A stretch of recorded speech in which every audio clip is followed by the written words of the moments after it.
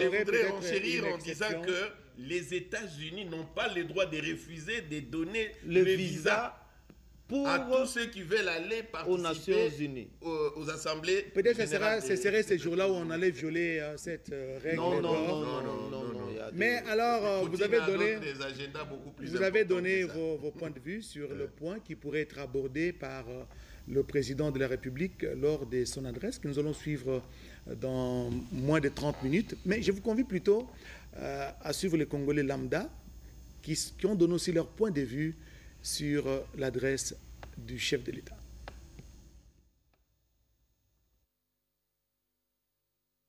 Pour le discours du président de la République, nous avons des problèmes qui nous préoccupent ici chez nous. Il y a la guerre à l'Est, il doit parler de la guerre à l'Est, il doit parler du départ de la MONUSCO, il doit faire par tout le monde et puis améliorer, disons, la situation sociale de la population.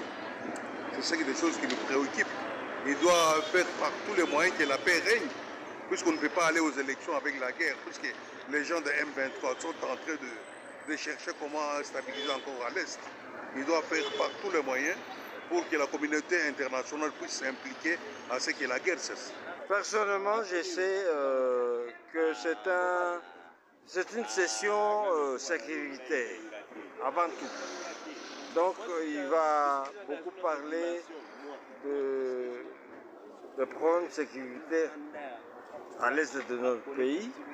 Et je suis certain que beaucoup de pays qui sont dans ces conflits-là l'entendront.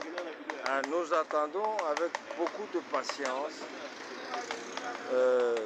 cette allocution aux tribunes des Nations Unies. Bon, surtout qu'il doit parler de l'agression rwandaise, parce que nous sommes agressés par la République rwandaise, et surtout donc qu'il parle aussi de la sécurité, parce que vraiment le pays nous sommes à l'insécurité. Nous sommes là pour sa vision. En tout cas, tout ce qu'il peut dire là-bas, je sais que ça sera confortable pour nous Congolais. Vraiment, nous avons de l'espoir que notre président ne va pas nous décevoir et il dira ce qui est très important pour notre pays, qui est la RDC. Voilà, il dira ce qui est important pour notre pays, la République démocratique du Congo. J'ai suivi les différentes interventions, n'est-ce pas? Le point de vue de la population, on a fait un vox pop, n'est-ce pas, un micro-baladeur. Les Congolais se sont exprimés par cet échantillon. Il y a un parmi eux qui a parlé de la sécurité. Je me rappelle, en 2022, lors de sa 3e prise de parole, lors de son discours devant toujours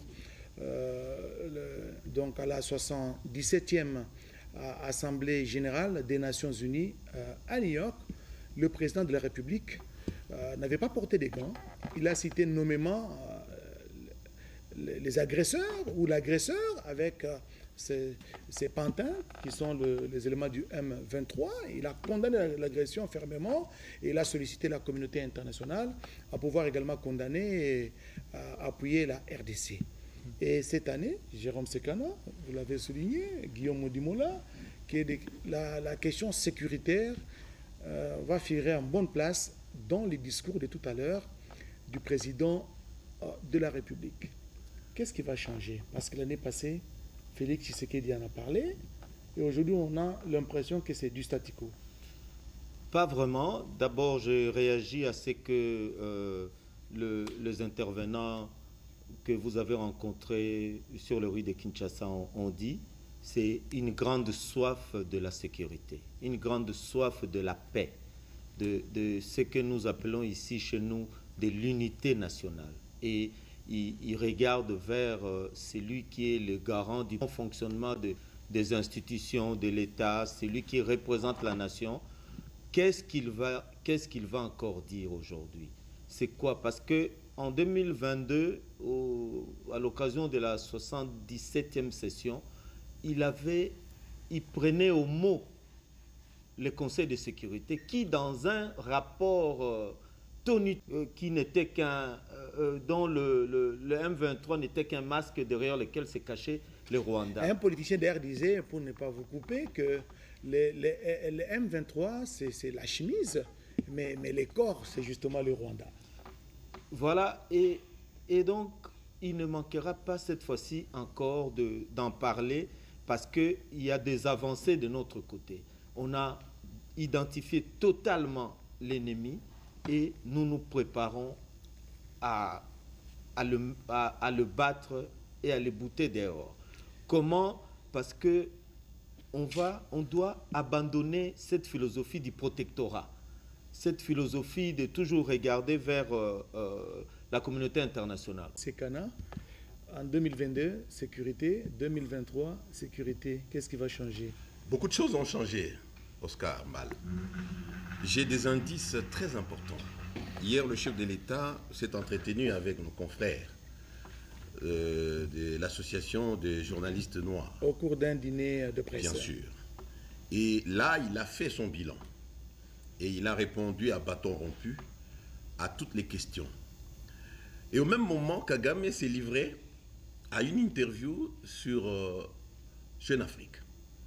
Et Kagame qui dira le problème qui se passe à l'est de la République démocratique du Congo ne concerne pas l'individu Kagame et Félix-Antoine Tshisekedi Tshilombo. C'est un problème entre le gouvernement de la RDC et les M23, ce qui est faux. S'il y a quelqu'un qui a des insomnies au jour d'aujourd'hui, c'est Kagame. Le gouvernement rwandais, franchement, a été étranglé par la stratégie communicationnelle du président de la République. Lui-même donne le ton.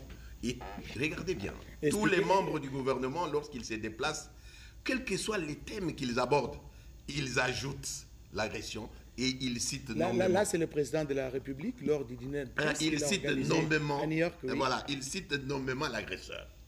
Ça, c'est de un. De deux, le chef de l'État a dit à nos confrères que, contrairement aux années antérieures, ce qui a changé aujourd'hui, c'est que notre armée est montée en puissance. Les gens ne le savent peut-être pas. Le chef de l'État a dit qu'aujourd'hui, nous sommes prêts à affronter n'importe quelle agression. Ça, c'est lors du dîner de presse. Bien sûr. Et là, c'est le commandant suprême des forces armées qui parle. C'est ça. La montée en puissance de nos troupes, les gens ne le savent peut-être pas. Notre armée a acquis des équipements sophistiqués qu'il n'y a pas au Rwanda, il faut bien le dire. Et que si au jour d'aujourd'hui, nous observons, c'est parce que nous sommes disciplinés. Nous, les Congolais, nous ne sommes pas belliqueux. Nous ne sommes pas belliqueux. Nous n'avons pas des velléités expansionnistes comme le Rwanda. Mais il y a un deadline. Le deadline, c'est la fin de ce mois de septembre courant. Parce que... Vous voulez parler de la fin du mandat de l'EAC? Les troupes des Eastern African Community. Eastern African Community vont devoir plier bagage. On ne cessera jamais de les dire parce que le président de la République est en train de montrer combien il est vraiment coopératif et qu'il puisse, il fait en sorte qu'il ait raison du côté de la République démocratique du Congo. Pourquoi? Parce que la présence des troupes de l'EAC ne donne pas des résultats escomptés. Vous n'avez qu'à voir, ce sont des gens qui exploitent le bois, qui exploitent le minerai là-bas et tout ça. Ils sont venus faire le business. Et quand vous regardez même, vous suivez les propos du président le président Kenyan, vous sentez que, bon, ce sont des gens qui viennent, ce n'est pas pour notre paix, mais c'est pour se remplir les poches. Donc, les gens doivent attendre la fin de ce mois de septembre et la République démocratique du Congo va sortir ses griffes. Les forces armées. C'est votre point de vue. C'est votre point de vue. Je suis en train de donner mon point de vue parce que, Oscar, nous avons 40 000 hommes de troupes qui terminent également leur formation à la fin de ce mois. 40 000 hommes de troupes auxquels il faut ajouter 150 000. Merci Jérôme Sekana, sans entrer dans la stratégie militaire. Mais bien sûr, sans entrer dans les stratégies. Ça, c'est que j'ai dit, ce ne sont pas des informations stratégies militaires, de tous. mais ce qui est vrai, et que le Rwandais même ils savent. Le jour où la République démocratique du Congo va se décider de descendre, d'attaquer le Rwanda, tout le monde sentira la présence. Mais le chef de l'État l'a dit lors de la conférence de presse conjointe avec le chef de l'État. Je vais terminer par là. Oui, vous allez terminer. Le président Kagame a voulu même monter un coup d'État au Burundi. C'est vraiment la dernière des options parce que les patients, il veut encore qu'on y aille par la voie diplomatique. La diplomatie, c'est la dernière des options. Nous ne sommes pas des vats en guerre. Nous ne sommes pas des vats en guerre. Mais ce qui est vrai est qu'au jour d'aujourd'hui, nous sommes en train d'observer les comportements de l'autre côté, parce qu'ils ont amassé les troupes de l'autre côté de la frontière pour essayer de nous intimider alors que nous ne sommes plus intimidables. Voilà. Guillaume Odimola. Oui, dans le même sens, nous sommes prêts à défendre notre territoire cette fois-ci. C'est comme ça que j'ose espérer et je crois que dans les discours du chef de l'État, il abordera encore ces calendriers du retrait progressif. De la MONUSCO. Peut-être il n'en a pas parlé au point de presse. Peut-être accéléré de la MONUSCO. Et pour que nous... Progressif et accéléré. Non, le gouvernement a demandé que la MONUSCO puisse partir avant la fin de l'année. Nous sommes entre les deux concepts, progressif et accéléré.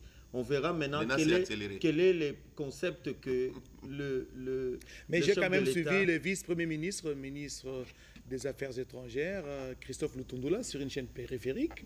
On lui a posé cette question sur les départs de troupes de la MONUSCO. Il a parlé d'un départ progressif et accéléré. Mais dans l'entretemps, il a demandé à ce que... C'est lui qui a signé la lettre qu'il a envoyée au secrétaire général des Nations Unies et dans laquelle il dit clairement qu'il faut que les derniers soldats de la paix de la MONUSCO puissent quitter en RDC avant la fin de l'année. Mais il y a aussi l'impératif de l'accompagnement de cette période électorale. Ça va se passer comment? Bon, la MONUSCO peut toujours nous accompagner, mais nous avons pris des dispositions pour que la CENI puisse... Non, mais il faut faire le distinguo entre la MONUSCO et les Nations Unies.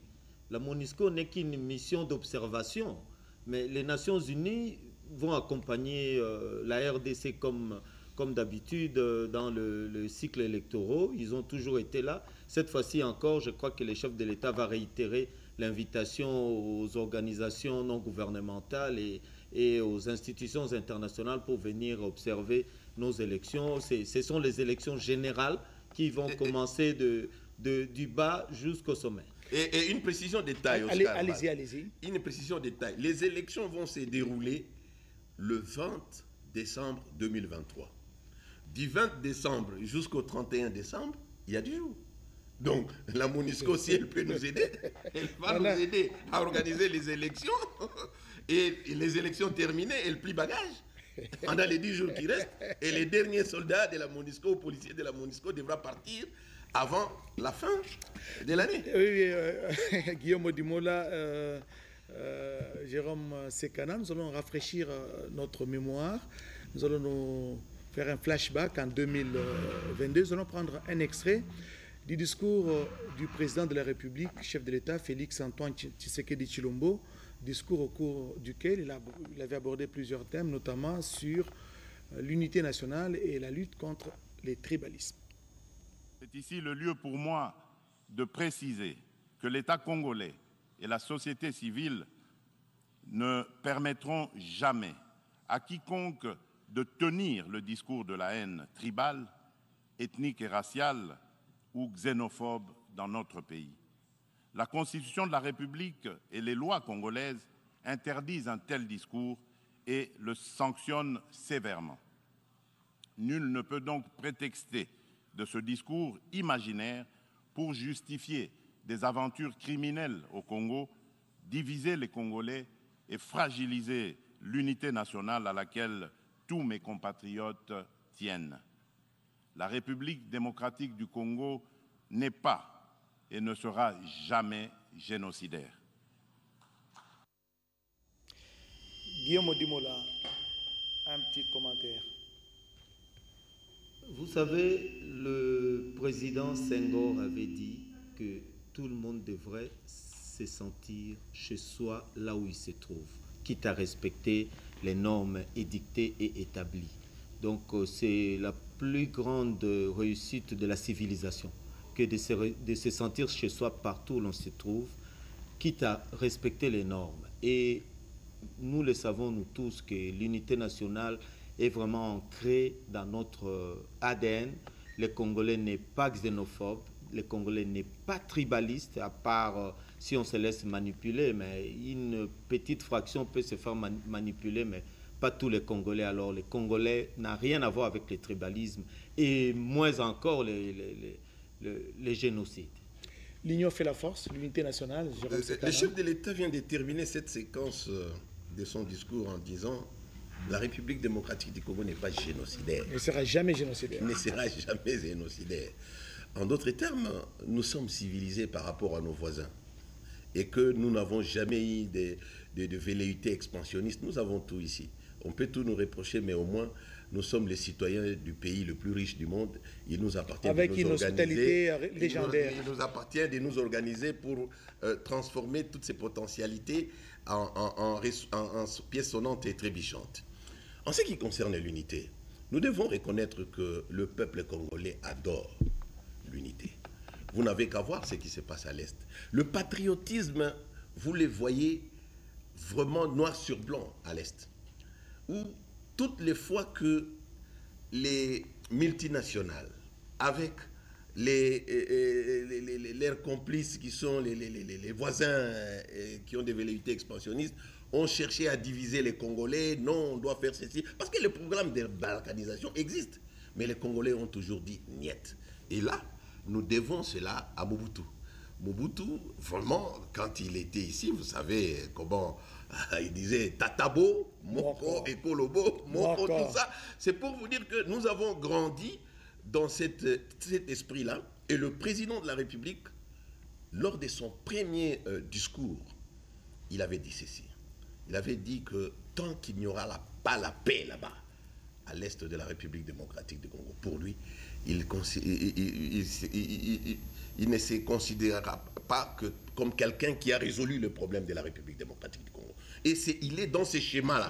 C'est pour vous dire que, pour lui, la priorité des priorités... Et voilà pourquoi nous, sur ce plateau, lorsque nous parlons, nous mettons en première position les problèmes sécuritaires. Là, c'est notre chef d'État, je pense, oui, les problèmes sécuritaires. De la Mongolie, si je ne m'abuse, c'est lui qui... Bon, lui, notre président va intervenir après les présidents de Libéria. Georges Weah, oui, les footballeurs, l'ancien footballeur, devenu chef de l'État. Donc, c'est pour vous dire... C'est la Mauritanie. La Mauritanie, bon, on va voir peut-être... Voilà, ça c'est le président de la Mauritanie. Ce qui est vrai que c'est le président de la Mauritanie. Chaque chef de l'État a plus ou moins 15 minutes. Tout à fait. Mais il y a toujours... Il y a ceux-là qui vont jusqu'à 24. Il y a Mobutu, il y a Kadhafi. Donc ça varie entre 15 et 24 minutes. Oui. De toutes les façons, le président de la séance ne peut pas interrompre un chef de l'État. Mais vous parlez de l'unité. Justement, les facteurs de l'unité nationale dans le pays, c'est la musique, c'est le football? Non. D'abord, c'est la culture. Les Congolais est culturellement soudés. Ça, c'est une valeur intrinsèque. Bon, la musique, vous pouvez ajouter et tout ça. Il y a le prestige d'être un Congolais. Vous savez, même sous d'autres cieux, nous sommes identifiés comme des gens, pas seulement qui aiment la sape, mais des gens intelligents. Vous comprenez? On peut tout nous reprocher, mais les Congolais, vous savez qu'il y a des Congolais à la NASA et qui font des recherches et qui ont prouvé... Moi, j'ai rencontré aux États-Unis des Congolais d'ailleurs, au FBI. D'ailleurs, on était avec toi à Washington. Il y a des Congolais au FBI, il y a des Congolais à la NASA. Nous sommes partout. Il y a des savants Congolais partout. Et tout le monde est fier, même si vous essayez de faire les sondages, aucun Congolais ne vous dira que non, je préfère appartenir à une autre nation que la République démocratique du Congo. Non, Guillaume, le chef de l'État a conjuré dans son discours de 2022 le tribalisme, sous toutes ses formes. Les régionalismes et les tribalismes, le chef de l'État a conjuré cela sous toutes ses formes. Ça fait reculer un peuple que de se fonder sur le tribalisme. C'est un piège moral que de tomber dedans. Il ne faudrait pas, on réitère encore la parole du chef de l'État qu'aucun Congolais ne peut être contre un autre Congolais. Ça, c'est côté tribalisme. Côté xénophobie non plus. On ne peut pas être contre les étrangers. ceux qui ont choisi le Congo comme leur seconde patrie. Non, nous sommes dans une sorte d'unité dans la diversité. Unité dans la diversité, plusieurs thèmes avaient été abordés. Vous vous en souvenez, en 2022, lors de son discours, le président de la République, du haut de la tribune de la 77e session de l'Assemblée générale des Nations Unies, avait abordé les aspects économiques. Je vous convie à suivre un extrait. Sur le plan économique, le pari à gagner est celui de donner les chances de redressement aux économies des pays affaiblis par les effets collatéraux des changements climatiques et du coronavirus, afin de promouvoir une croissance économique mondiale équilibrée et de stopper l'aggravation de la pauvreté dans les pays en développement. Nous ne pouvons pas relever ce défi sans des efforts internes de bonne gouvernance au niveau national, ni investissement productif des richesses. La République démocratique du Congo a enregistré des progrès remarquables en termes de croissance économique. Le rythme de création de richesses s'est accéléré en 2021 grâce particulièrement au dynamisme du secteur minier, dont la croissance de la production est passée de 1% en 2019 à 10,1% en 2021, par suite de la bonne tenue des cours du cuivre et du cobalt sur le marché international.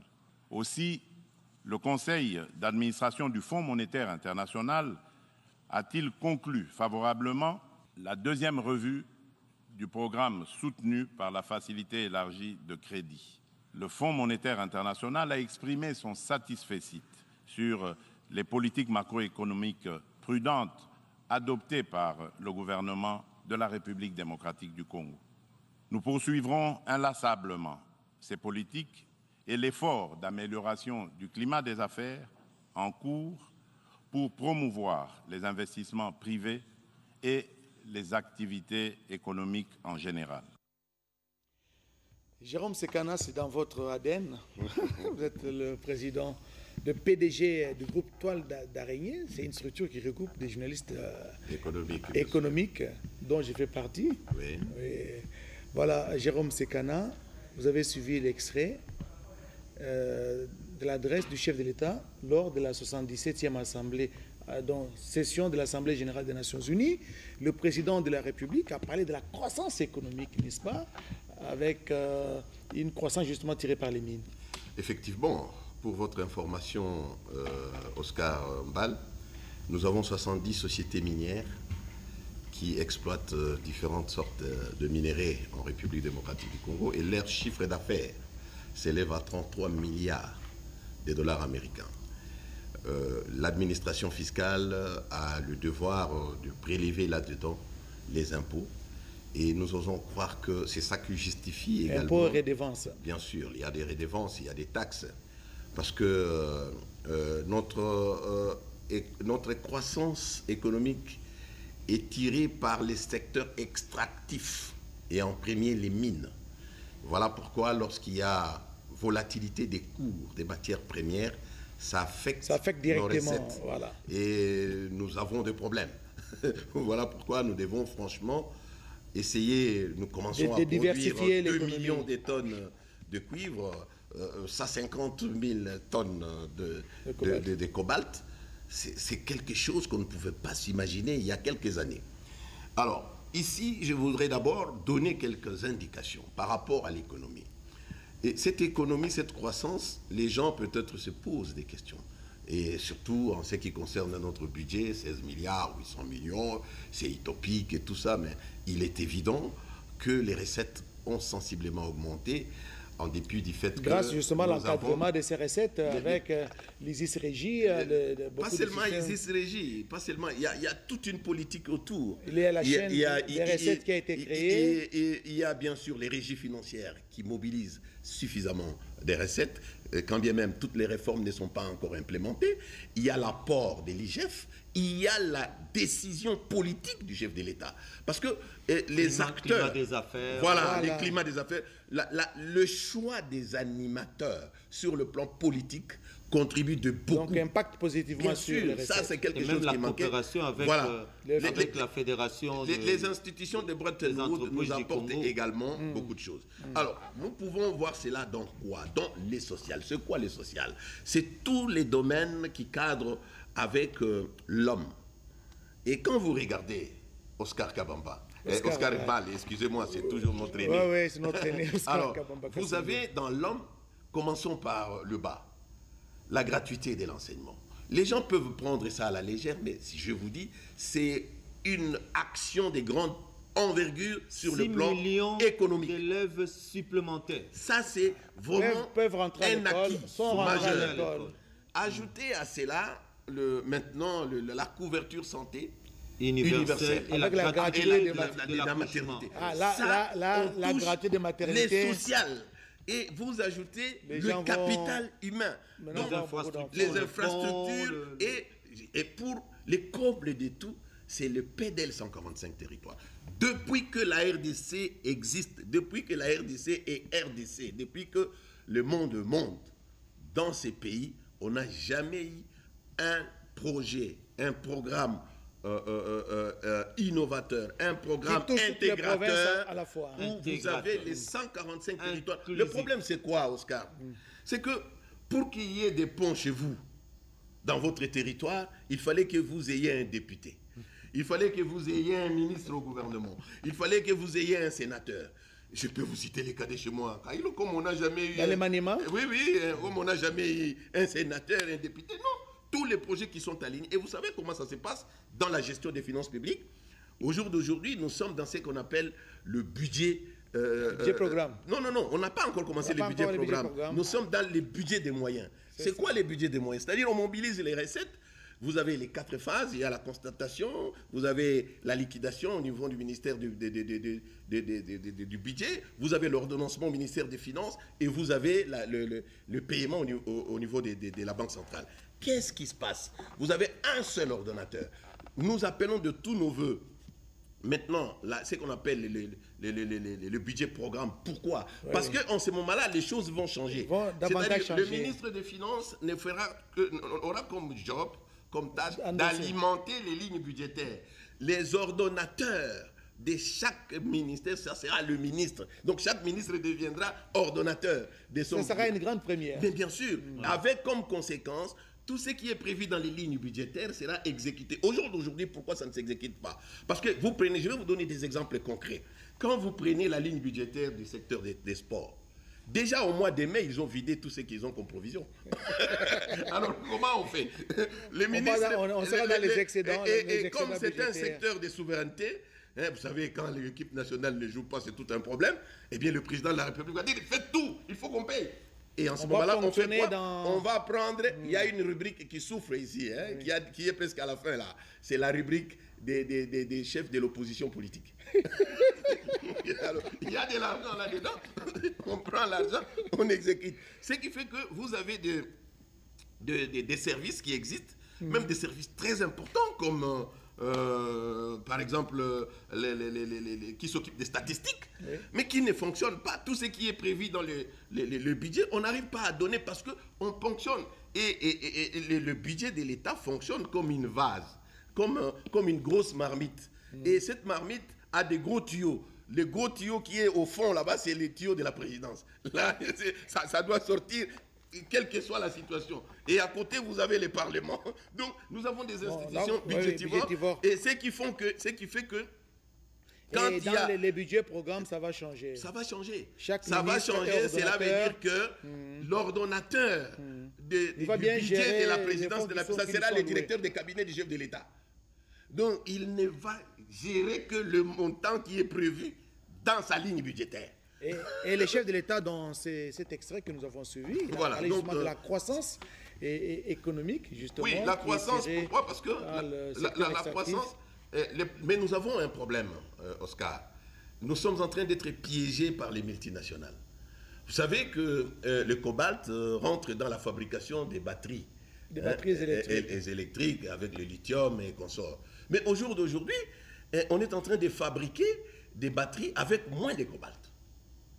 Et ça nous dérange. C'est ce qui fait que, souvenez-vous, en 2018, au mois de mars, les pics du prix des cours du cobalt étaient à 95 000 $ la tonne métrique. Aujourd'hui, nous nageons dans la trentaine. Donc vous comprenez ça, les jeux de et avec un problème majeur, nous avons un problème. Cela veut dire que le gros de nos minéraux ont comme destination, ont comme débouché la Chine. Ce qui fait que la Chine, en achetant tout ce que nous produisons ici, constitue des stocks. Et lorsque, en 2018, lorsque le président Kabila a promulgué le code minier, eh bien ces gens-là nous ont fait du chantage. Ils ont dit, écoutez, ne promulguez pas, sinon nous allons vous faire la guerre. Et la première guerre que ces gens, le multinational, nous avaient faite, c'était quoi? C'était de libérer les vannes. Ils ont libéré les vannes de leurs dépôts. Et malheur pour eux, quand c'est arrivé à la fin, nous avons encore repris la situation. Jérôme Sekana, merci pour cet éclairage. Je sais que vous êtes dans votre monde à vous, c'est dans votre secteur de spécialisation. Vous êtes spécialiste des questions économiques. Et je rappelle que le thème qui est abordé aujourd'hui au niveau de la 78e session de l'Assemblée générale des Nations unies, c'est paix, sécurité, progrès social et durabilité. C'est ça, Guillaume Modimola? Oui, c'est l'une des grandes missions d'ailleurs des Nations Unies, du Conseil de sécurité, de l'Organisation des Nations Unies, c'est de garantir la paix mondiale, la sécurité partout pour que les êtres humains soient en paix, en sécurité, la prospérité. Comme troisième thème, le progrès social, pour qu'il y ait le développement, comme disait Jérôme, par rapport aux indices économiques, au PIB, au PNB. Nous avons droit, le monde entier, nous avons droit de vivre décemment. Et on ne peut pas se sentir étranger, même chez soi. Aujourd'hui, on a des déplacés, on a presque des réfugiés dans leur propre pays. C'est des situations... Il y a même des apatrides. Non, ce sont des déplacés internes. On les appelle déplacés internes. Non, mais... C'est là que vous considérez comme des réfugiés dans leur propre pays. Nous sommes à la frontière du réfugié et des déplacés. Parce que l'apatridie, ce sont des gens sans nationalité. Qui estiment qu'ils n'ont pas de nationalité. Et surtout, vous savez, à un moment donné, les Mbororo, dans l'ancienne province, l'ex-province orientale. Les phénomènes Mbororo, une fois arrivés il faut l'inscrire. Ils disent qu'ils sont si je peux dire un mot, en ce qui concerne les phénomènes Mbororo que nous observons dans la Grande Orientale, ça c'est un indice concret du réchauffement climatique. Oui, tous ces pays-là, les déserts du Sahara avancent à raison de 15 km l'an. Les déserts de Kalahari avancent de 5 km l'an. Et vous voyez qu'au fur et à mesure que les années passent, l'espace vert, c'est seulement ici en RDC. Je m'imagine que c'est le président... Comment faire paître... Jérôme Sekana, j'imagine que c'est le président George Weah, si Kachala peut nous le prendre. Juste après lui, ça sera le nôtre. Oui, juste après le président George Weah du Libéria, ce sera le tour de Félix Antoine Tshisekedi Tshilombo, qui va prendre la parole du haut de cette tribune de la 78e session. Voilà, George Weah, président du Libéria, et juste après lui, c'est Félix Antoine Tshisekedi Tshilombo qui va prendre la parole pour prononcer son discours, le 4e depuis son avènement à la magistrature suprême du pays. Et chaque fois qu'il prend... Le 4e en présentiel, parce que pendant la période de Covid, il avait fait une intervention en vidéoconférence. Tout à fait. Ça, c'est George Weah, c'est un ancien joueur, un ancien international. Oui, un footballeur. Un footballeur, justement. Et maintenant, il est... Comme pour dire que la politique mène à tout. Ah, voilà. Ça, c'est George Weah. Je pense que si la technique le permet, nous allons prendre même un petit extrait, n'est-ce pas, de George Weah. Je sais que c'est en anglais. Il sera traduit en français. Juste un petit extrait et puis nous revenons. Sincère à toutes les nations endeuillées par les catastrophes naturelles toutes récentes. Que les bonnes âmes qui nous ont quittés reposent en paix. J'ai l'immense honneur de m'adresser à cette 78e session de l'Assemblée générale des Nations unies. Au nom du gouvernement et du peuple de la République du Libéria. Je félicite son Excellence, Monsieur Denis Frances, pour son élection à la présidence de la 78e session de l'Assemblée générale des Nations unies. Je suis convaincu qu'il saura faire profiter cette auguste assemblée de sa riche expérience. Je voudrais l'assurer que ma délégation le soutiendra pleinement, tandis qu'il dirigera les travaux de cette assemblée avec succès, se montrant à la hauteur des attentes et de la confiance qui lui aura été accordée. Permettez-moi de profiter de cette occasion pour féliciter son prédécesseur, son Excellence M. Csaba Kőrösi, pour sa direction avisée des travaux de la 77e session de l'Assemblée générale.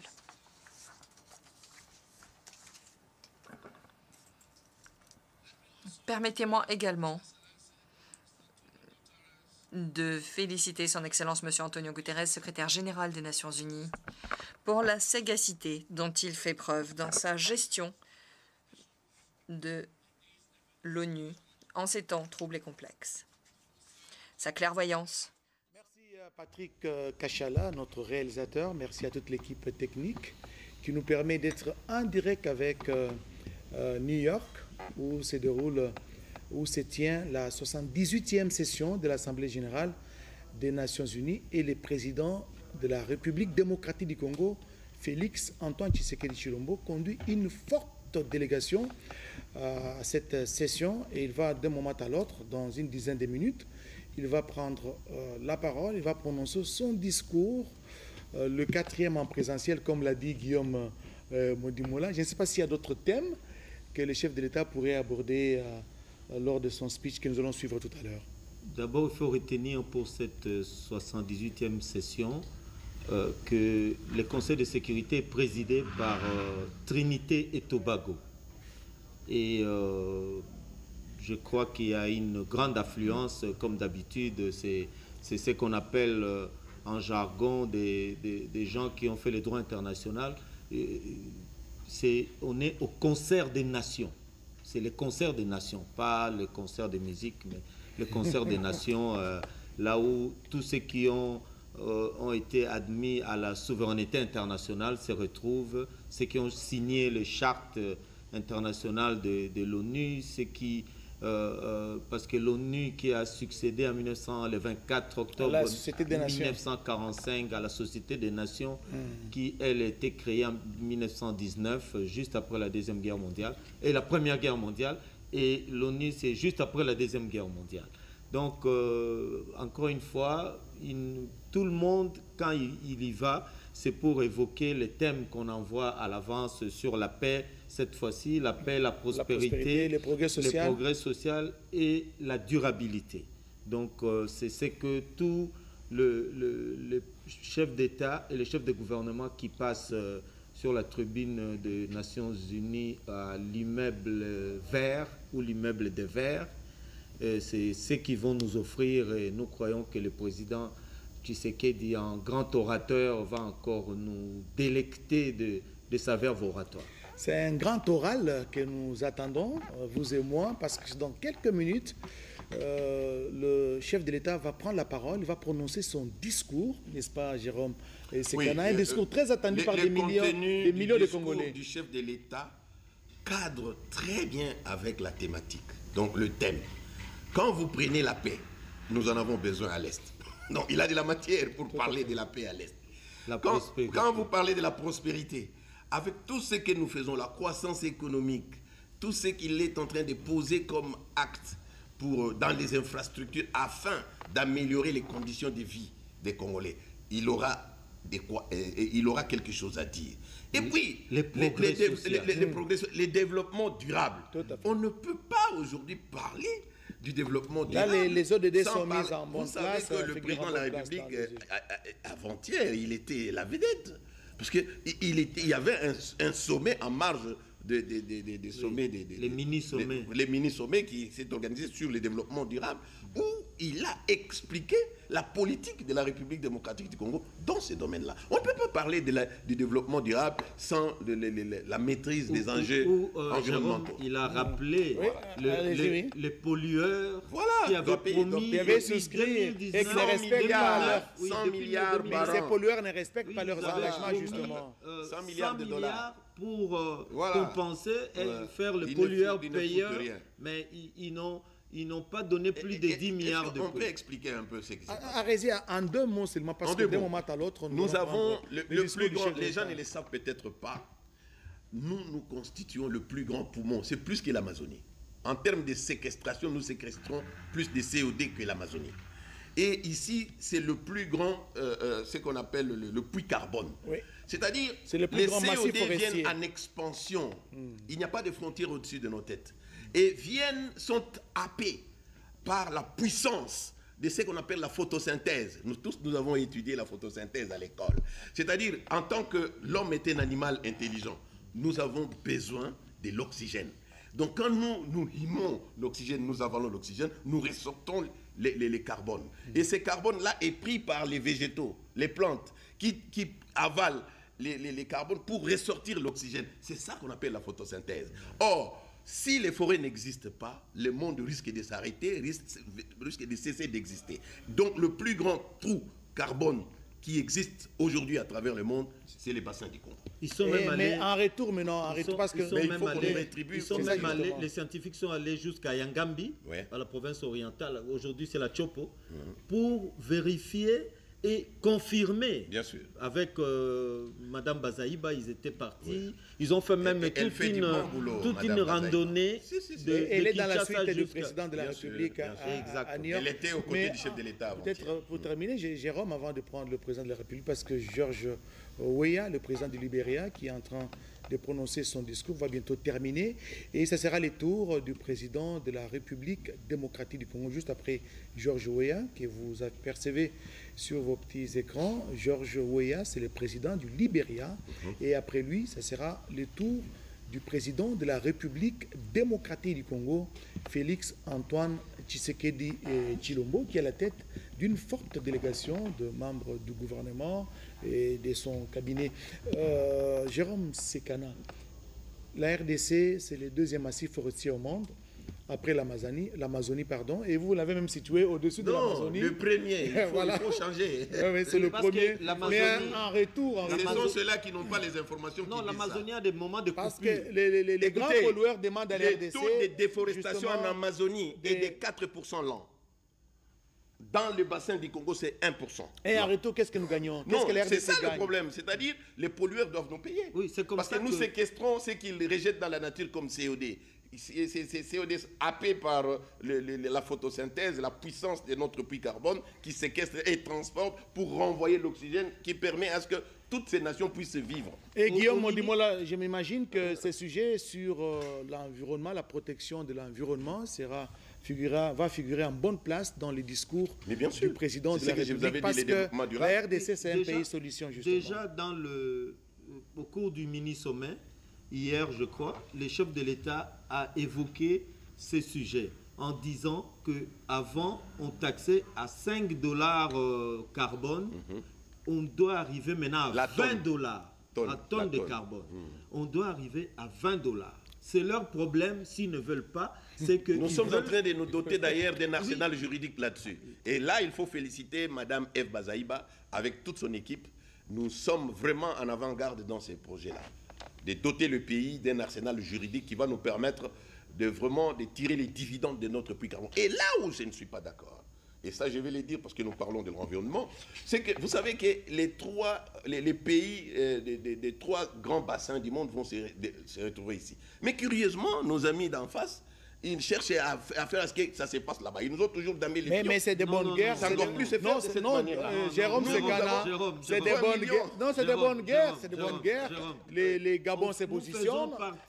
Un instant, Guillaume. Même si nous avons 60%, eux aussi, ils font partie du mais Guillaume, c'est comme ça que le président Denis Sassou Nguesso était aux côtés de... là, non, on nous a toujours volé la vedette. Ça n'a rien à voir avec Jérôme Sekana. de mon pays. Jérôme Sekana. C'est mon droit. Vous ne pouvez pas me les refuser. C'est des bonnes guerres aussi. aussi Mais bien pour sûr. la République du Congo. C'est des bonnes guerres pour les Gabon. Chacun cherche à se positionner.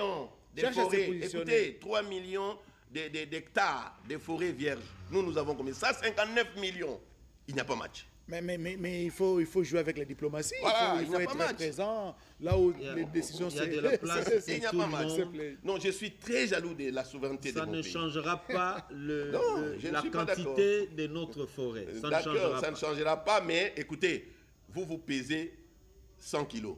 Lui, il pèse 50 kilos. Moi, je pèse 30 kilos.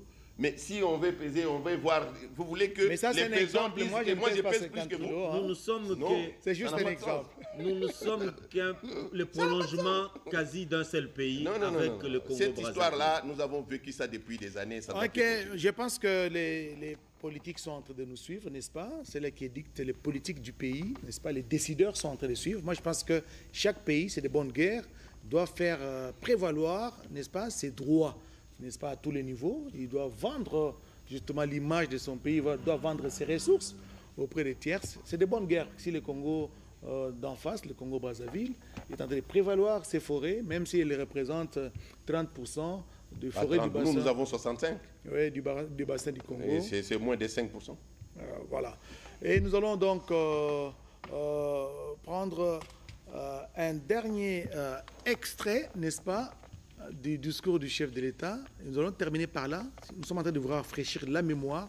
Peut-être que ces thèmes qui ont été abordés en 2022 peuvent revenir sous d'autres formes parce que le chef est en train de mettre l'emphase, l'accent sur des sujets qu'il a abordés, par exemple en 2022, qu'il avait abordé en 2022, et qu'il voudrait porter la voix de la RDC pour qu'elle soit entendue encore en cette année 2023. Je prends un extrait sur la sécurité au monde, en Afrique et en RDC.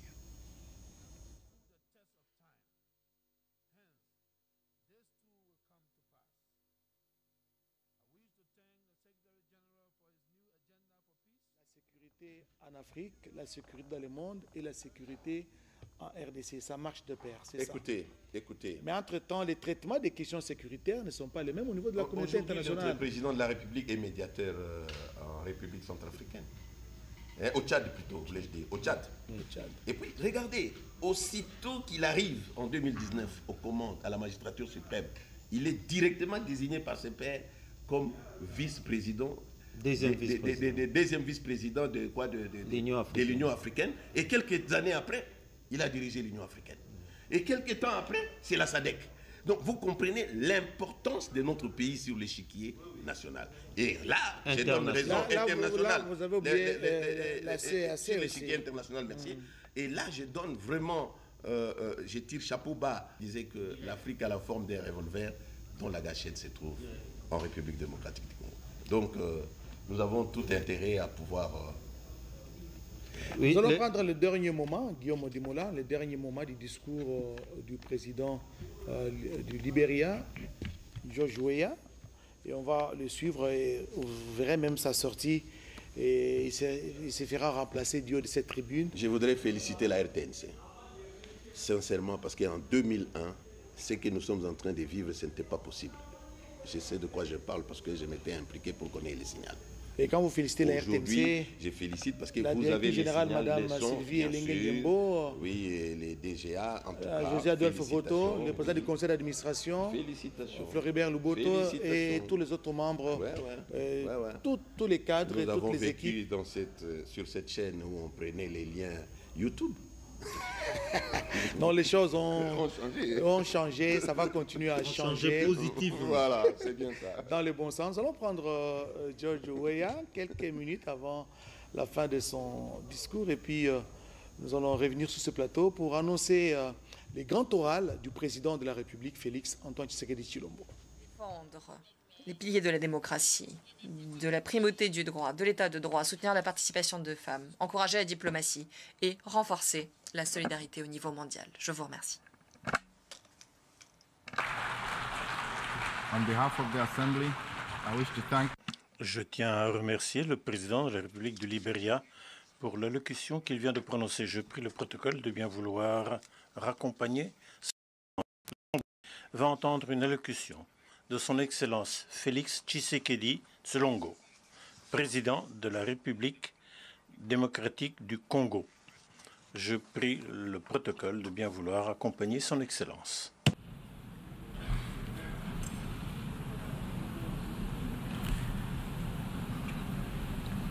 On behalf of the General Assembly, au nom de l'Assemblée générale, j'ai l'honneur de souhaiter la bienvenue à son Excellence Félix Antoine Tshisekedi Tshilombo, président de la République démocratique du Congo, et je l'invite à s'adresser à l'Assemblée. Excellence, à vous. Président de l'Assemblée générale des Nations unies, Excellences, Mesdames et Messieurs les chefs d'État et de gouvernement, Monsieur le Secrétaire général des Nations unies, Mesdames et Messieurs les chefs de délégation, la tenue de cette 78e session de l'Assemblée générale des Nations unies m'offre l'opportunité de partager avec les États membres de notre organisation la vision et les préoccupations majeures de mon pays, la République démocratique du Congo, face aux enjeux de l'heure dans le monde. Cependant, en avant-propos, je voudrais féliciter son Excellence M. Denis Francis pour son élection à la présidence de notre auguste Assemblée et rassurer l'ensemble des membres de son bureau du soutien de mon pays dans l'accomplissement de la noble mission leur confiée par notre institution. Je m'en voudrais si je ne remerciais pas le président sortant, M. Saba Korosi, pour son leadership clairvoyant et son dévouement qui ont contribué à faire avancer les débats et à trouver des solutions concertées. Mes remerciements s'adressent également à M. Antonio Guterres, secrétaire général des Nations unies, pour son engagement actif et permanent en faveur de la paix et la sécurité internationale. Monsieur le Président, pendant que se tient ici à New York cette session, le peuple marocain n'a pas encore fini de pleurer ses victimes ni guéri ses plaies par suite des puissants tremblements de terre survenus dans la nuit de vendredi 8 au samedi 9 septembre en cours, causant la mort de plus de 3000 Marocains, en blessant au moins 5000 et détruisant plusieurs villes et localités du royaume. De même, les Libyens ne sont pas encore sortis des traumatismes des inondations qui ont ôté la vie à plus de 20 000 personnes et provoqué d'énormes dégâts matériels le dimanche 10 de ce même mois. Le peuple congolais salue la mobilisation de la communauté internationale pour secourir ces peuples frères du Royaume du Maroc et de la Libye. Il leur exprime toute sa compassion et sa solidarité et souhaite une prompte guérison à tous les blessés de ces deux calamités naturelles. Monsieur le Président, au-delà de déplorer ces calamités naturelles, l'actuelle session de l'Assemblée générale se tient à une période exceptionnelle de notre histoire où le monde est confronté à des situations graves qui menacent l'existence même de la nature humaine. À la guerre en Ukraine qui entraîne la crise alimentaire, marquée par une flambée des prix et une pénurie de denrées de première nécessité, s'ajoute l'aggravation des effets du réchauffement climatique, des conflits armés qui continuent à faire rage ci et là. Ces crises qui se renforcent mutuellement mettent au défi le système multilatéral et la coopération internationale. Or, maintenir la paix et la sécurité internationale, garantir la justice et les droits humains, favoriser le progrès social, instaurer les meilleures conditions de vie, sont en effet des vœux unanimes et intemporels de tous les peuples du monde qui doivent par conséquent demeurer au centre de notre action collective suivant une approche réellement multilatérale et inclusive. Nous sommes interpellés à travailler ensemble en vue de répondre à ces défis qui sont de portée existentielle. C'est pour cette raison fondamentale que je salue la pertinence du thème central annuel de cette session, intitulé « Rétablir la confiance et raviver la solidarité mondiale, accélérer l'action menée pour réaliser le programme 2030 et les objectifs de développement durable en faveur de la paix, de la prospérité, du progrès et de la durabilité pour tous. » Cette thématique place les valeurs de solidarité et de confiance au cœur des facteurs de la relance et l'accélération des solutions aux défis mondiaux étroitement imbriqués afin que faire progresser la paix, la sécurité et le développement durable. Ces deux valeurs prennent tout leur sens dans le contexte de crise que nous vivons aujourd'hui. À ce sujet, il est essentiel de rappeler qu'à mi-chemin vers l'atteinte des ODD en 2023, sous l'offre climatique, des conflits récurrents, de la récession économique et des effets persistants de la pandémie de Covid-19, les inégalités et la pauvreté se sont aggravées. La faim et la malnutrition sont en augmentation. Les besoins humanitaires et les déplacements de population atteignent des niveaux records. Et les catastrophes climatiques et environnementales plongent le monde dans un risque systémique et existentiel des plus graves. Pour venir à bout de ces fléaux qui sont des menaces réelles à la paix et à la sécurité internationale, ainsi qu'un obstacle majeur à la prospérité et au progrès des nations, il est évident que la mutualisation des énergies et une approche multilatérale dans la confiance réciproque et la solidarité sont des atouts majeurs et indispensables. Monsieur le Président, le maintien de la paix et de la sécurité internationale constitue le fondement et l'objectif primordial de la création de l'Organisation des Nations Unies. Ceci requiert plus de détermination et d'engagement de tous face à toute menace contre la paix et la sécurité dans le monde. Les peuples africains ne comprennent pas souvent l'attitude équivoque, la politique de 2 poids, 2 mesures, les ambiguïtés et atermoiements de notre organisation, plus particulièrement de son Conseil de sécurité, dans certaines crises politiques et sécuritaires qui sévissent en Afrique, parfois depuis plusieurs décennies. C'est le cas notamment de la crise oubliée du Sahara occidental qui déchire 2 pays frères, l'Algérie et le Royaume du Maroc, et dure depuis plusieurs décennies. C'est aussi le cas de celui du Mozambique, victime d'attaques terroristes meurtrières depuis environ une décennie dans la province de Cabo Delgado. C'est la situation en Afrique de l'Ouest, dans la région sahélo-saharienne, où les troupes des Nations Unies se retirent, laissant derrière elles le souvenir de l'inachevé, alors qu'elles incarnaient tous les espoirs de libération des peuples des pays concernés des griffes du djihadisme.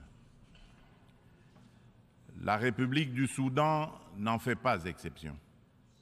Elle s'enlise dans une guerre civile meurtrière, opposant depuis l'année dernière les militaires fidèles au président Abdel Fattah al-Burhan aux forces paramilitaires de soutien rapide qui sont sous le commandement du général Mohamed Hamdai Dagalo. Cette guerre a déjà causé beaucoup de morts et d'importants dégâts matériels. La communauté internationale est quasiment indifférente à la tragédie soudanaise. C'est ici le lieu d'aborder une question d'une importance capitale pour la République démocratique du Congo et pour la consolidation de la paix dans notre région. Il s'agit du retrait de la mission de l'Organisation des Nations Unies pour la stabilisation en République démocratique du Congo, la MONUSCO en sigle, de notre territoire. Après plus de 2 décennies de présence, il est temps pour notre pays de prendre pleinement son destin en main et de devenir le principal acteur de sa propre stabilité. Nous sommes reconnaissants envers la communauté internationale et les Nations Unies pour leur soutien et leur partenariat, mais nous sommes également conscients que le retrait progressif de la MONUSCO est une étape nécessaire pour consolider le progrès que nous avons déjà réalisé. Cependant, il est à déplorer que les missions de maintien de la paix déployées sous une forme ou sous une autre depuis 25 ans en République démocratique du Congo n'aient pas réussi à faire face aux rébellions et conflits armés qui déchirent ce pays et la région des Grands Lacs, ni à protéger les populations civiles. Aussi, le projet de retrait échelonné, responsable et durable de la MONUSCO, annoncé depuis 2018 et dont le plan de transition a été adopté en 2021, devient-il anachronique au regard de l'évolution des contingences politiques, sécuritaires et sociales actuelles. Il est donc illusoire et contre-productif de continuer à s'accrocher au maintien de la MONUSCO pour restaurer la paix en République démocratique du Congo et stabiliser celle-ci. Par ailleurs, l'accélération du retrait de la MONUSCO devient une nécessité impérieuse pour apaiser les tensions entre cette dernière et nos concitoyens. Il est temps pour mon pays d'explorer de nouveaux mécanismes de collaboration stratégique avec les Nations Unies, davantage en phase avec nos réalités actuelles.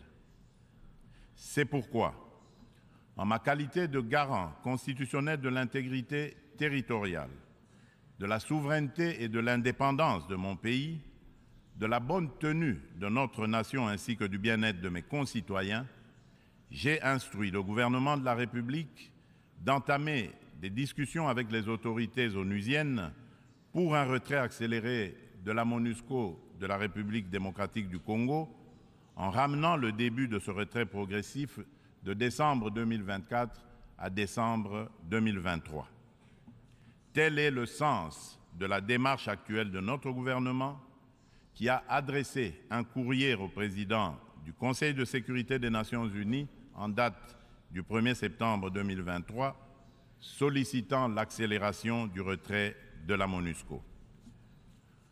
En sus du retrait accéléré de la MONUSCO, la République démocratique du Congo réitère sa demande au Conseil de sécurité de l'ONU de sanctionner toute personne physique et morale reconnue comme auteur, co-auteur et complice, matériel et intellectuel des crimes de guerre et contre l'humanité, ainsi que des violations graves des droits de l'homme, du droit international et de la Charte des Nations Unies sur le territoire congolais. Il est injuste et inadmissible que des personnes citées comme responsables des crimes graves susmentionnés dans les différents rapports des experts de l'ONU elle-même sur la situation sécuritaire en République démocratique du Congo restent impunis dans le silence total de notre organisation et de ses membres qui placent pourtant la lutte contre l'impunité parmi leurs priorités en matière de gouvernance interne et externe. À ce sujet, le gouvernement de la République démocratique du Congo salue chaleureusement les sanctions que vient d'infliger le gouvernement des États-Unis d'Amérique au Rwanda pour son soutien au groupe terroriste du M23 et à un de ses hauts responsables impliqués dans les aventures criminelles au Congo. Pour rappel, ce groupe terroriste supplétif du Rwanda ne respecte aucun des engagements conclus par les chefs d'État de la région dans les cadres des processus de Luanda et de Nairobi. En effet, non seulement ils n'ont pas quitté les positions conquises, mais ils continuent à massacrer nos populations civiles et refusent le pré-cantonnement et le cantonnement, exigeant un dialogue qui ne leur sera jamais accordé. La République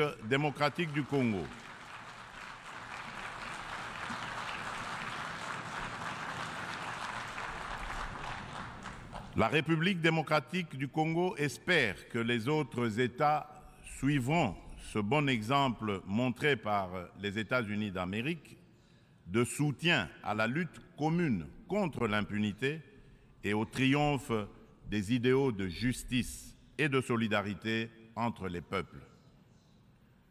Le gouvernement congolais attend de la prochaine réunion du Conseil de sécurité qu'il accorde une attention toute particulière à sa requête et qu'il soit constructif dans la gestion du processus délicat et laborieux de paix dans notre pays. Monsieur le Président, un autre défi qui préoccupe au plus haut point toutes les nations du monde est celui du réchauffement de notre planète. Point n'est encore besoin de rappeler que l'augmentation de la température depuis quelques décennies affecte la vie de toute l'humanité et nous préoccupe tous. Cependant, force est de relever qu'en dépit des proclamations de foi des pollueurs en faveur de l'arrêt de l'émission des gaz à effet de serre, de multitudes de forats organisés à travers le monde pour combattre ce fléau, dont les 27 COP, conférence des pays membres de la Convention de l'ONU pour la lutte contre les changements climatiques, et de multiples résolutions et recommandations adoptées à ces différentes instances, le réchauffement de la planète est loin de se maintenir à 1,5 degré Celsius. Bien au contraire, à la COP 27 tenue à Sharm el-Sheikh, en Égypte cette année, des inquiétudes se sont manifestées sur une tendance à la hausse de cette température. Ce constat peu rassurant appelle sans doute à la revisitation de nos approches et des politiques adoptées. Dans ce cadre, le sommet africain sur le climat qui vient de se tenir à Nairobi au Kenya, sous la direction conjointe de l'Union africaine et de la République du Kenya, du 4 au 7 septembre dernier, a été une initiative salutaire et très opportune qui traduit la détermination de l'Afrique à participer activement au traitement de cette question vitale et de compter désormais comme un poids lourd incontournable dans la solution du réchauffement planétaire et de l'économie du futur plus verte et responsable. Les Africains sont sortis du sommet avec un cahier de charges commun, contenu dans la déclaration de Nairobi et axé notamment sur la réforme de l'architecture du système financier international pour plus d'équité, la restructuration et l'allègement des dettes de leur pays, la transformation locale de leurs produits et la mise en place d'un régime de taxation de carbone incluant une taxe sur le commerce des combustibles fossiles, ainsi que sur le transport maritime et aérien. Ils ont rappelé également aux riches pollueurs un engagement pris en 2009, mais non encore honoré jusqu'à ce jour, de fournir 100 milliards de dollars américains en financement climatique. La République démocratique du Congo demande aux Nations unies et à l'ensemble de la communauté internationale de prêter une attention particulière aux revendications légitimes de l'Afrique. Dans ce cadre, mon pays appelle à la création d'un marché carbone équitable et des prises incitatives tout en renforçant l'efficacité des financements climatiques. Il espère une opérationnalisation rapide de l'article 6 de l'accord de Paris et soutient l'idée des partenariats mutuellement bénéfiques entre l'État et les secteurs publics. C'est dans la même logique que la République démocratique du Congo réitère sa disponibilité de coopérer avec tout partenaire, public ou privé, pour mettre en valeur ces minerais stratégiques en vue de la transition écologique et a pris des engagements courageux, notamment ceux de consacrer 30% de la superficie de son territoire national à la préservation de la biodiversité et de déposer une contribution prévue déterminée comportant des mesures d'atténuation axées sur 4 secteurs prioritaires: l'agriculture, les forêts, l'énergie et les transferts de technologies, ainsi que des mesures d'adaptation.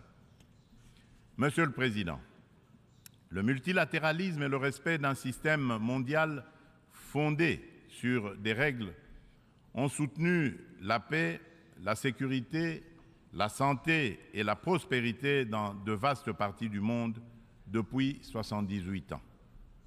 Les Nations Unies incarnent ces principes et restent un acteur indispensable pour faire face aux menaces existentielles contemporaines, qu'il s'agisse de la crise alimentaire actuelle, du changement climatique, du terrorisme, ainsi que des pandémies et de la prolifération nucléaire. Aucune de ces menaces mondiales critiques ne peut être résolue par des nations agissant seules, aussi puissantes soient-elles. Tout cela exige une coopération multilatérale. Pour conserver la confiance de la communauté internationale, l'Organisation des Nations Unies doit montrer qu'elle est capable de s'adapter au temps présent et de relever avec efficacité et responsabilité les défis d'aujourd'hui. Aussi, pour donner un nouveau départ au multilatéralisme, la réforme de la Charte des Nations Unies sur les points clés, Conseil de sécurité, veto, chapitre 7, recours à la force, est-elle indispensable, mais ne serait pas suffisante. Les chantiers ne manquent pas. La coordination et la coopération entre les différentes institutions et agences des Nations Unies sont imparfaites. Des problèmes globaux sont abordés plusieurs fois dans différentes enceintes, sous des angles différents, de façon contradictoire. D'autres ne le sont jamais, nulle part. Chaque bureaucratie internationale entend persévérer dans son être. À ce sujet, la demande pressante et incessante de mon pays et de l'Afrique tout entière est d'élargir le Conseil de sécurité des Nations Unies en tant qu'organe pilote et décisionnel de l'ONU, afin de pouvoir intégrer en son sein 2 représentants du continent africain en qualité de membres permanents aux fins de consacrer un équilibre géographique juste et représentatif. D'où la pertinence et la nécessité de réformer notre organisation vieille de 78 ans, qui accuse certaines limites face aux mutations actuelles et à la dynamique internationale, afin de lui donner plus d'inclusivité, aussi bien dans sa composition que dans son processus de prise de décision, qui désormais devra prendre en compte la voix de l'Afrique. Monsieur le Président, avant de clore mon propos, permettez-moi du haut de cette tribune de revenir sur la question des violences faites aux femmes dans le contexte de guerre et des conflits armés. Il n'est un secret pour personne que la République démocratique du Congo est l'un des États africains où les violences sexuelles contre la femme sont les plus déconcertantes, du fait notamment des décennies de conflits armés.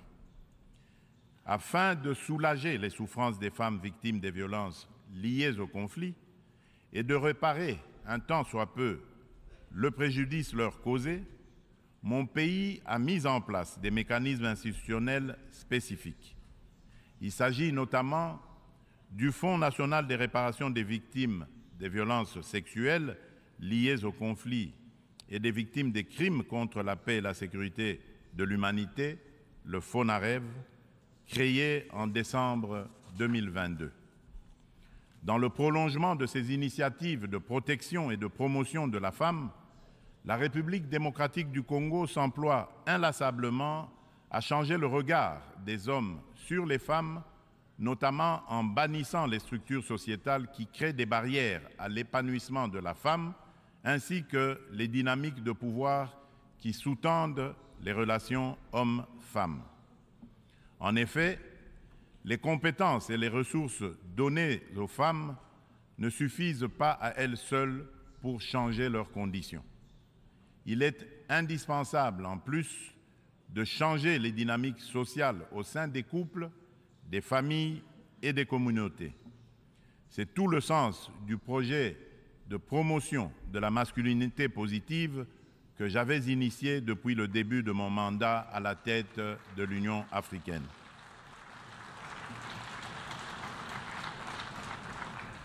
Monsieur le Président de l'Assemblée générale des Nations unies, Excellences, Mesdames et Messieurs les chefs d'État et de gouvernement, Monsieur le Secrétaire général des Nations unies, Mesdames et Messieurs les chefs de délégation, pour conclure, je voudrais confirmer une fois de plus qu'à la fin de cette année, des élections générales seront organisées en République démocratique du Congo dans les institutions à mandat électif jusqu'au niveau des communes.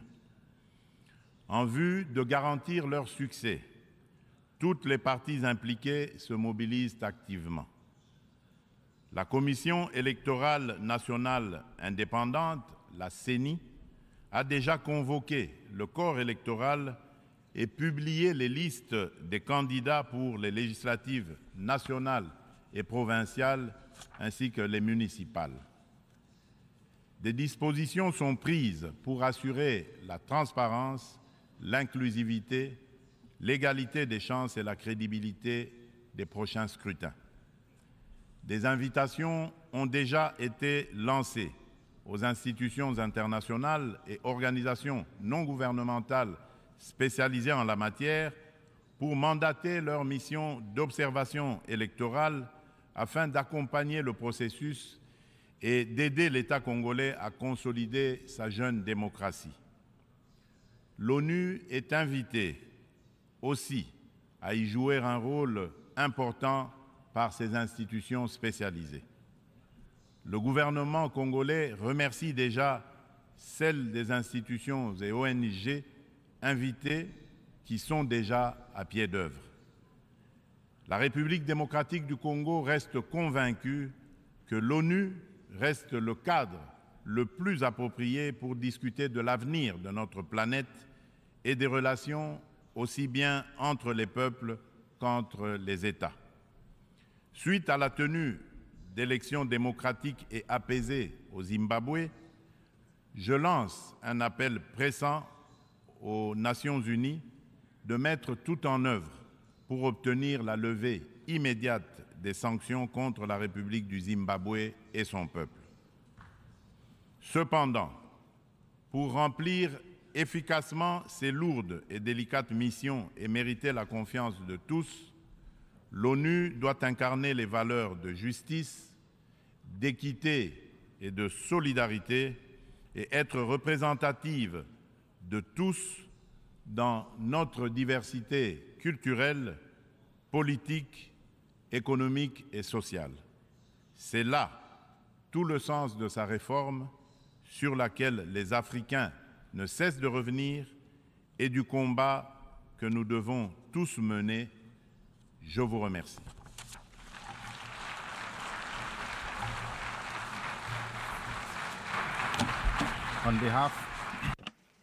Au nom de l'Assemblée, je tiens à remercier le président de la République démocratique du Congo de l'allocution qu'il vient de prononcer. Je prie le protocole de bien vouloir. L'Assemblée va entendre une allocution de Sa Majesté, le roi Mswati III, chef d'État du royaume d'Eswatini. Je prie le protocole de bien vouloir accompagner Sa Majesté.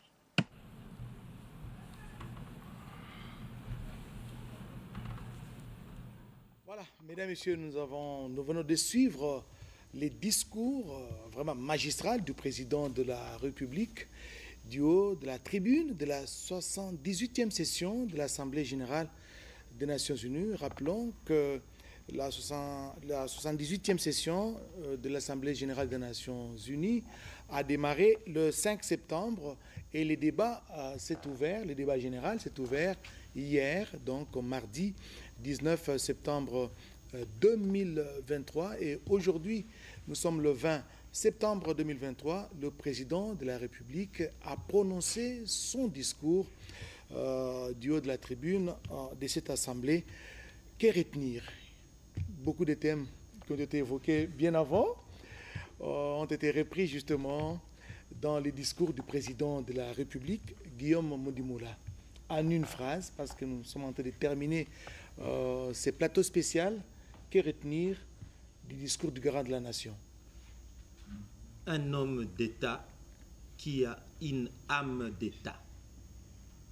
Un homme d'État qui a une âme d'État. Jérôme Sekana, les questions liées à l'environnement, à la sécurité, le chef de l'État même demandait aux Nations Unies l'élargissement du Conseil de sécurité avec l'entrée de 2 pays africains. C'est une proposition, il a souhaité cela. Nous venons de suivre le discours d'un panafricaniste qui déplore l'incapacité des Nations Unies à résoudre le problème, notamment les conflits qu'il a énumérés. Nous venons de suivre un président de la République d'un pays solution qui montre le chemin, qui dit que les enjeux environnementaux trouvent leur solution en République démocratique du Congo. Nous venons de suivre un président de la République qui a donné le ton lorsqu'il était président en exercice des Nations Unies avec la masculinité positive. Et ça a été beaucoup applaudi, ce sujet a été beaucoup applaudi. Et là, revenant sur la situation à l'Est, nous pouvons retenir que le président de la République a dit et redit qu'il n'y aura pas de dialogue avec les M23. Advienne que pourra. Et là, il a insisté de modifier le calendrier de retrait de la MONUSCO. Au lieu que ça se fasse en décembre 2024, eh bien, le deadline est devenu décembre 2023. Et Guillaume Modimoula, le chef de l'État, a demandé à l'ONU de sanctionner toute personne physique ou morale, auteur matériel ou intellectuel des crimes graves, des crimes contre l'humanité. Oui, parce que nous savons que la sanction de l'ONU est une sanction internationale. Et quand vous êtes sanctionné par l'ONU, vos moyens sont réduits. On a même eu des compatriotes qui étaient sanctionnés. Vous avez vu comment ils étaient dans l'embarras malgré le semblant de pouvoir qu'ils avaient. Et moi, je peux retenir encore une fois les grandes lignes de ces magistrales discours. C'est d'abord d'emblée la compassion. Nous connaissons M. Tshisekedi pour sa proximité vis-à-vis des autres. Et il a commencé par là, sa proximité avec le peuple marocain et le peuple libyen pour les catastrophes et les calamités naturelles qui les ont secoués. Et juste après, il n'a pas oublié son peuple pour rappeler que nous souffrons et rappeler à l'ONU son devoir de protéger chaque membre parmi les 193 membres de l'ONU, de protéger chaque membre qui est en difficulté. On n'a rien fait au monde à part être seulement les Congo, mais nous sommes agressés de partout. Et nous le savons. En plus... Alors il a parlé également de l'élargissement du Conseil de sécurité. On ajoute de 2 sièges. Oui, qu'on ajoute 2 sièges pour l'Afrique. Oui, vous savez, quand on a parlé ici du 24 octobre 1945, juste après la Deuxième Guerre mondiale, quand on a créé l'ONU avec les 5 membres permanents qui étaient les précurseurs. Mais aujourd'hui, les choses ont changé. 78 ans après, il y a eu 55 pays indépendants en Afrique. Donc nous traitons, eux ils disent, d'égal à égal. Mais aujourd'hui, donc l'Afrique doit avoir une voix. Le contexte a changé. Le contexte a changé. Vous avez vu, les G20, ils ont pris cette fois-ci l'Afrique comme membre permanent. Avant, il n'y avait pas de membre permanent au G20. Et donc l'ONU, qu'on a demandé plusieurs fois de prendre 1 ou 2 États africains, et que les États africains parlent l'UA. Espérons que la voix du chef de l'État sera entendue. Voilà, 2 petites choses pour terminer. Le chef de l'État appelle à la levée des sanctions qui pèsent sur les Zimbabwe. Voilà un panafricain. Parce que les Zimbabwe ont organisé des élections démocratiques apaisées. Vous savez, les sanctions étranglent l'économie d'un pays. Donc vous voyez que c'est quelqu'un qui pense aussi aux autres. Nous avons toujours été des vrais Africains. Et là, le président de la République vient de prouver à la face du monde que la RDC n'accepte pas seulement de vivre seul, a besoin des autres. Un autre élément, les sanctions qui doivent être prises au niveau des Nations Unies. Les enquêteurs, les spécialistes des Nations Unies ont prouvé noir sur blanc qu'il y a des gens qui ont commis des crimes contre l'humanité en République démocratique du Congo notamment et ailleurs. Il faut que tous ceux qui ont commis ces crimes soient sanctionnés. Donc, bref, le chef de l'État a tiré la sonnette d'alarme pour dire aux Nations Unies, vous êtes Nations Unies, il faut que vous assumiez vos responsabilités parce que ce que vous faites pour le moment ne ressemble pas à ce que vous devez. Voilà, mesdames et messieurs, nous sommes en train de terminer ce plateau spécial. Le chef de l'État, dans son discours, il a également salué les sanctions des États-Unis contre le Rwanda. Il a félicité que les autres emboîtent le pas. Guillaume, nous terminons par là. Oui, les sanctions, c'est clair comme l'eau de roche. L'implication du Rwanda dans les troubles à l'est de notre pays. Mais il n'a pas arrêté de parler des élections parce qu'aujourd'hui, les gens n'en parlent plus négativement parce que tout est en place et c'est irréversible. Le 20 décembre, nous irons aux élections générales, élargies même à la diaspora avec 5 pays tests et sans oublier la place de la femme. Félix Tshisekedi est le champion de l'Union africaine côté masculinité positive. Et il a créé le FONAREV, le Fonds pour la réparation des victimes des violences sexuelles et liées à la guerre. C'est inédit, c'est quelqu'un, encore une fois, à applaudir, à remercier avec cette âme d'État qu'il a. Guillaume Modimola, Jérôme Sekana et vous tous qui nous suivez, il ne me reste qu'à vous dire sincèrement merci. Le président de la République, chef de l'État, Félix-Antoine Tshisekedi Tshilombo, a abordé plusieurs sujets, n'est-ce pas, d'intérêt national, même international, et à chacun de tirer des enseignements de ces discours magistraux du haut de la 78e session de l'Assemblée générale des Nations unies. Excellente soirée à tous et bonne suite de programme sur votre télévision.